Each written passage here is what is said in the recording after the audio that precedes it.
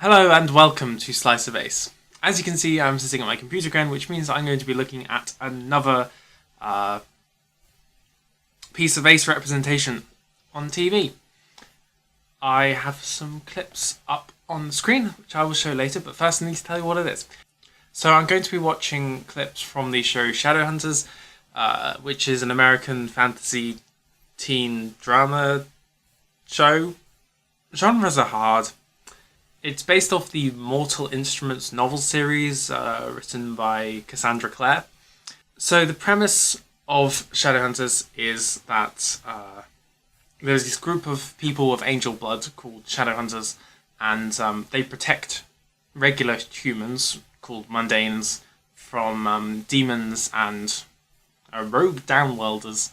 Downworlders are vampires, werewolves, and Seelie, which are like fairy people, I guess. But the thing that is notable about this show in particular is that it has good LGBT plus representation. Not perfect, but it does have asexual representation in it. And that is better than 99% of other shows out there. Without further ado, I'm going to go and pull up some clips, if I can remember which ones I need to get. So I've got the first clip up. There are two characters in this clip, Raphael the vampire and Isabelle the Shadowhunter. Izzy and Raphael have gotten into a relationship. So basically, when a vampire bites someone in this show, they inject a venom into the person they're biting, and that can be addicting for the vampire and for the person who's being bitten. And basically, these two have gotten addicted to each other in that way, addicted to biting.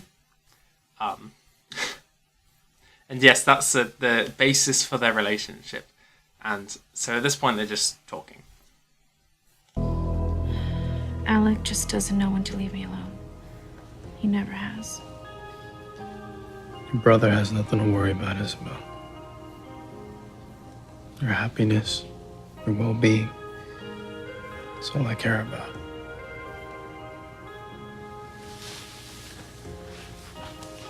Sounds like Shadowhunter blood talking.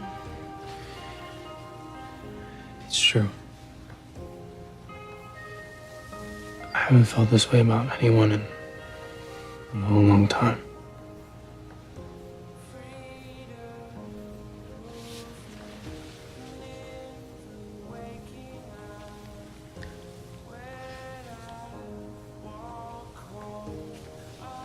Kiss me. It's not like that. I'm not like that. I'm just not interested in sex. Being a vampire made you this way? No. I've always been like this.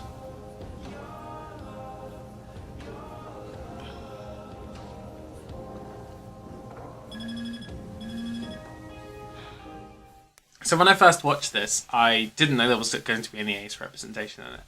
And when he first said, "I don't like sex," I squealed, and then just frantically looked up whether he was actually asexual. And it has been confirmed by the author of the books that he is asexual. There are some problematic things here, and there are some good things here. In terms of problematic things, their relationship, like I said earlier, is based off an addiction, and that's not really a healthy way to portray a relationship. And you could see when he first refused her kiss, not verbally, that he went to bite her wrist. Some of the things they said were very good, in my opinion. The fact that Izzy asked whether becoming a vampire made him like this, made him not want sex, made him asexual, and he replied, "No, I've always been this way," is very good, because it shows people watching, the audience, that asexuality is a valid orientation, and that you can draw analogues between him being a vampire and other things which someone might use to discredit someone's asexuality. For example, sexual trauma. Were you always like this, or is it that sexual trauma that made you into asexual? And drawing this analog between the two things is a really good thing that I think it's doing here. Unfortunately, this was the first time that his asexuality was addressed in the show, and I think they could have gone the extra mile and actually mentioned it by name. Otherwise, this would be a really good scene. I'd say it's a good scene, but it's not a great scene. Anyway, on to the next clip. Raphael, Meeting's over. I have to go talk to my client. I just need to say something first. We've been through a lot together, haven't we? And we keep coming back to each other because of this amazing connection we have.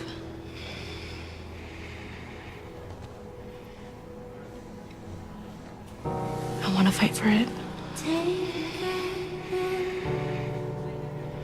I can't, Isabelle. Why not? If this is about sex, I don't care about that. I care about you.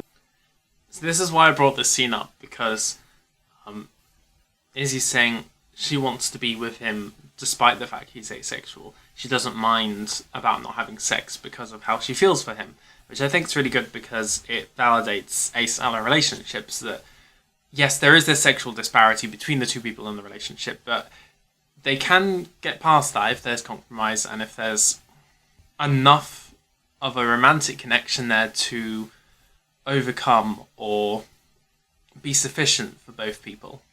It's not about that. Our whole relationship was built on our addiction. What if that's what's drawing us together? What if it isn't? We owe it to ourselves to find out. Do you remember the shame you felt when your brother found us together? My fangs in your arm. All it takes is one moment of weakness, and we'll be back there. I'm bad for you, Isabelle. I think that was pretty much all I wanted to say for that scene. It was only a very tiny bit, but I did like that it addressed ace-ally relationships in a way. Unfortunately, the relationship never goes forward. It's a big missed opportunity to portray an ace-ally relationship on TV. From what I've seen, the showrunners were very respectful of LGBT plus relationships and issues. The gay relationship was really good. So it would have been nice to see them do an ace-ally relationship as well. But also, a relationship based on an addiction between the two people is not the best thing. It's a bad thing. Let's say it's a bad thing. Of course, people can overcome that, but it was going to be problematic from the start having a relationship based on that sort of connection. Now, on to the last clip. There's only 3 clips for this one, which is disappointing.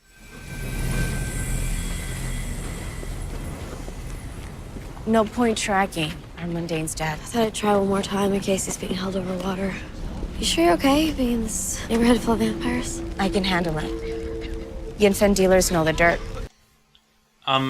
Yin Fen is the venom that I was talking about earlier that vampires inject into the people they're biting. If we play our cards right, we might be able to get a lead on this delinquent bloodsucker. So, that mundane you're avoiding, is it because you're still hung up on Raphael? Let's just drop it. You do remember who you're talking to. All the guys I've been with, sex was always a big part of it. With Raphael, it was about everything but that. It made me feel like I wanted so much more. So why end it? We thought we couldn't be together without being tempted by our old habits. But Raphael and I, there's something about us that just fits. Is it your instincts are always spot on? If you and Raphael fit... What's wrong? Yeah. So this is fairly similar to the last scene, only from 2 friends' perspective of the relationship. It's, like I said before, it's good that they recognise that an ace-ally relationship is possible, and that Izzy was willing to at least try it. Who knows, if they'd gone forward with it, maybe there would have been problems. I don't know. But this is the last clip I have, because that's as far as they went with the ace representation. So I know that it's quality over quantity, right? But I like both quality and quantity. Makes me a bit greedy. I don't really care. So what this show did right is that when it did talk about asexuality, it represented it well, I think. Raphael setting boundaries. Yeah, he didn't want to be kissed. That's something you have to say, because some aces, like myself, like kissing, some don't. So him saying to Izzy, no, I don't want to kiss you, but I still like you. That's really good. I liked that they addressed the fact that Raphael's asexuality wasn't because he was a vampire. Similarly to in real life, how not everyone who is ace has had sexual trauma, and hormone problems aren't the cause of asexuality. Of course, this is a fantasy setting. It's not going to be exactly parallel to real life, but it does legitimize it in some senses, asexuality as an orientation to the viewers. And I can imagine people watching this not knowing what their asexuality is a thing and thinking, oh, I'm like him, and then looking it up. Which is why, as my next point, it is incredibly disappointing that they didn't mention asexuality by name.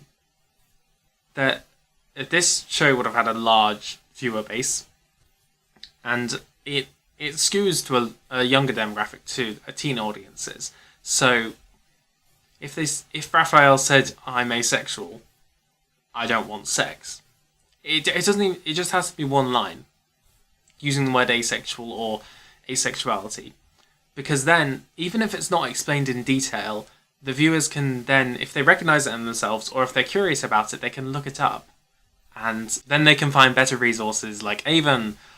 So I think that really would have helped, like, put the representation to another level. And then obviously, as I've said, tackling asexual relationships, even if they didn't go into it, is still a very good thing, because I don't think that's something I've ever seen. I do wish they had continued with the relationship. I don't know how true this show is to the books, because I haven't read them. But I think for the sake of representation, going off the books, if they didn't have a proper relationship, would have been fair and would have been good, because it is important to have this representation out there. So I'd say this is probably not as good as the Emmerdale representation, because it didn't go into as much depth, but this was only one thread, one storyline in amongst several, and like I said, relationship drama is crazy in this show, so it's not really surprising it got a bit lost amongst the chaos.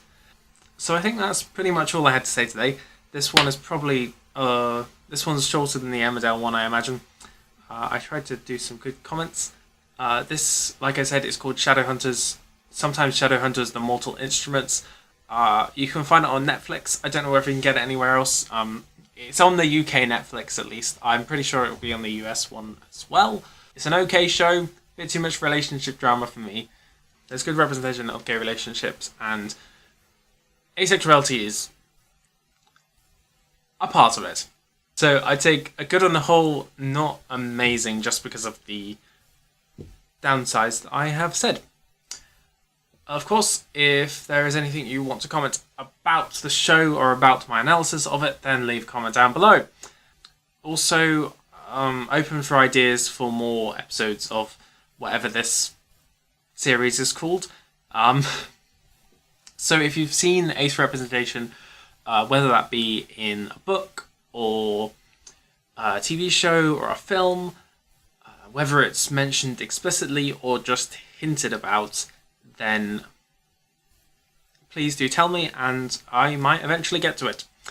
If you enjoyed this video, then please leave a like. I post videos every Saturday, so if you want to see more, then feel free to subscribe. That is all I had to say today. Have a wonderful day, and I shall see you next time. Did you see what I meant about the dramatic music over everything, though? It's ridiculous. Sometimes they have fight scenes when they have that music on. It's like, it's a sexy fight scene. And it's really weird. I watched the show like 90% because of gay people, and 10% because it's funny to laugh at.